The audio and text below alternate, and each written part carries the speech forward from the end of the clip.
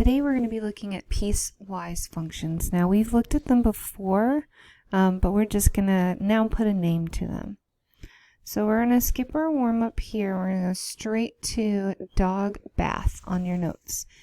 So now we're back dealing with Elena. Elena filled up the tub and gave her dog a bath. Then she let the water out of the tub. The graph shows the amount of water in the tub in gallons as a function of time in minutes. Now we're going to add labels to our graph to show. So our x-axis and our y-axis, well, x-axis is going to be, since it says is a function of time, minutes. So we're going to put time and we're going to say minutes. Now for our y-axis, it says right there in the words, amount of water in the tub.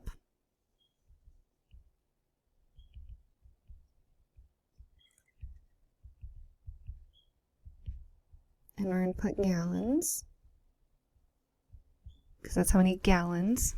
It didn't say inches, minutes, time, anything like that. It said gallons, so make sure you label that. So we completed the first one. Now the second one says, when did she turn off her water faucet? Well, let's see. If I look at my graph and it's increasing, that means the water is filling. When I have a straight horizontal line in my graph, in the center, off to the side, anywhere, this is going to be where our time keeps running, but our gallons stops flowing. So when did she turn off the faucet? Well, I can see at 6 minutes, she turned off her faucet.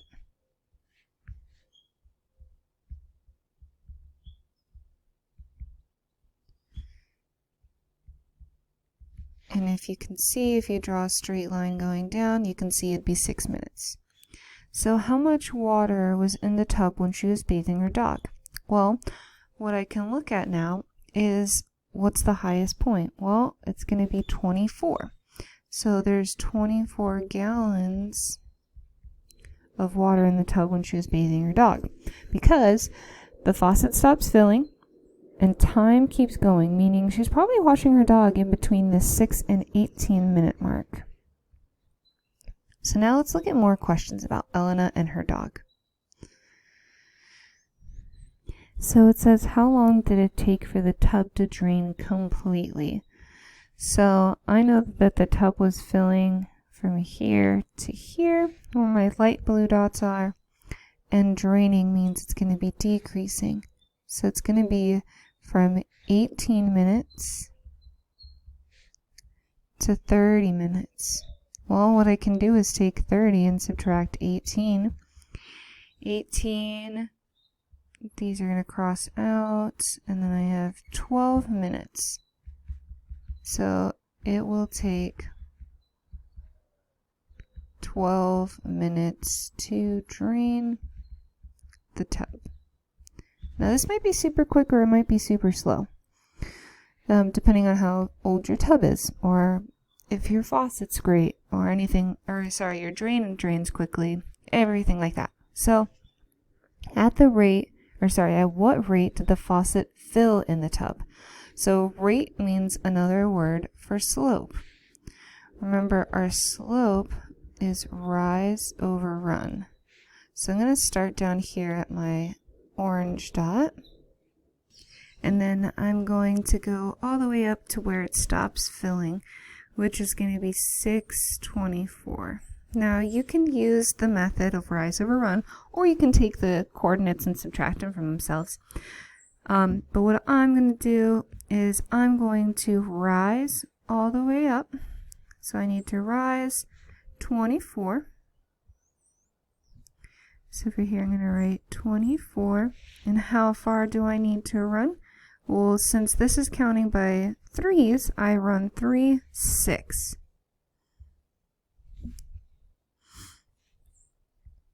So now I can divide, and if I divide both the top and the bottom by 2, I get 12 over 3.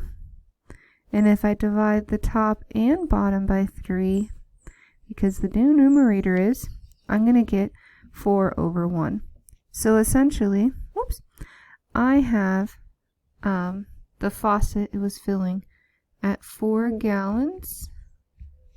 Let me zoom out a little bit, per minute. Sweet. Now what I'm going to look at for the second one is, at what rate did the water drain from the tub? So I'm going to do the exact same thing, but I'm going to do it on the draining side. So I already know that my rise is a negative 24, because remember, if we go down, it is negative. So I have negative 24, and it's draining. That also gives you a hint. And if I run all the way over, well, 18, this is 3, 6, 9, and 12 is going to be my run. So I can actually divide both of these by 12, and if you decided to divide them by 2, that's fine. You get the same answer. I get negative 2 over 1.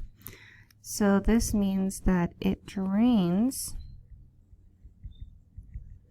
at 2 gallons per minute. That's pretty crazy. If it's filling at 4 gallons per minute and drains at 2, that's about half. So half the time it's draining slower than it's filling. But obviously at the same time, based on our graph, we're filling, stopping, washing the dog, and then draining. Maybe because it's super slow, maybe because there's a lot of dog water, or sorry, a lot of fur clogging the drains. Maybe that's why it takes super long. But for this last one here, you need to create a story or words to describe what is happening to this car. So it's kind of the same, dealing with this time, but our y-axis is speed. So remember, this means that it's increasing if it's going up, and if it's staying the same, that means it's got to stay the same at some speed. And then if I went down, it would mean I'm decreasing.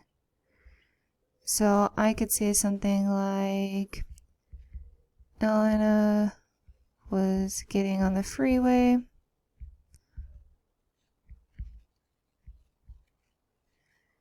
and she stayed at a speed of 60 miles for a while because of traffic.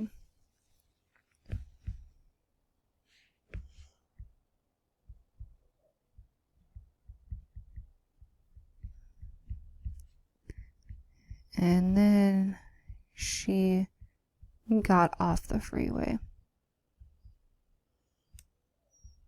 Anything like that. Or you can make up a story about a dog getting in a car, and then, or your parents driving, anything like that.